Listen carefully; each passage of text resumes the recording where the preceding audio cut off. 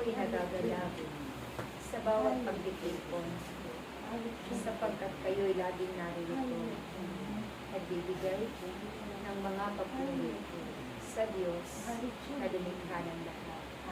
Ako na inyong inang Maria ay kasama ninyo sa bawat panalangin sa araw-araw.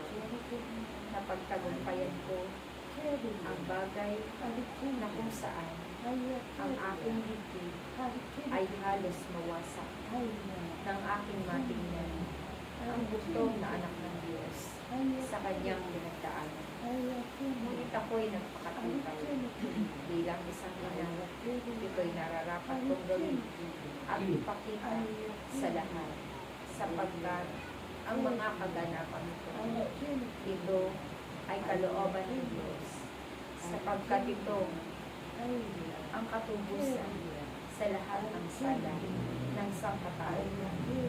Kaya't kayo aking anak, sa inyong paglilingkod, patuloy kayo at huwag huminto. At huwag ninyong iisipin na kayo'y pinababayaan ng Diyos sa tuwing kayo'y mayroong pinagdaraan ng soberan, sapagkat ito lamang ay isang pagsubok na mayroong kapahintulutan na nagmumula sa Diyos.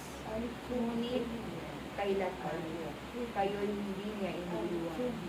Kayo'y patuloy niyang gagabayan, katulad ng paggabay niya sa akin.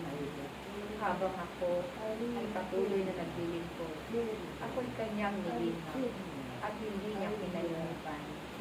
At ang katotohanan, ako'y nandoon sa kanyang kaharian.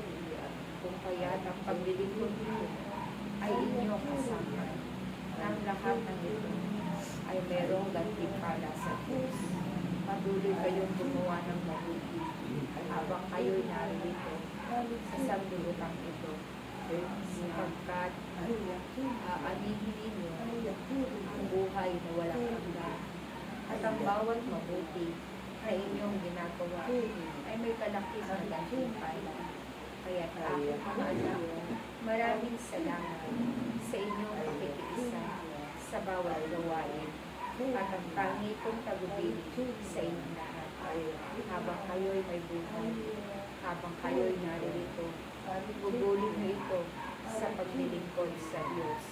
At tinitiyak ko sa inyo na makakamit ninyo ang buhay na walang hanggan. Makakasama ninyo ang mga banal, ang mga anghel sa kalangitan, kung kayo ay magpapatuloy sa paggawa ng kabutihan nito sa sanlibutan. Naway, damhin ninyo ang presensya ng Diyos sa bawat araw na gawain na inyong pupuntahan, upang kayo ay kanyang panahanan. Ako ang inyong inang Maria, hindi ko kayo kababayaan, at patuloy ko kayong ipapadalangin sa harapan ng Diyos. Maraming salamat sa ating pagtulungan. Praise God.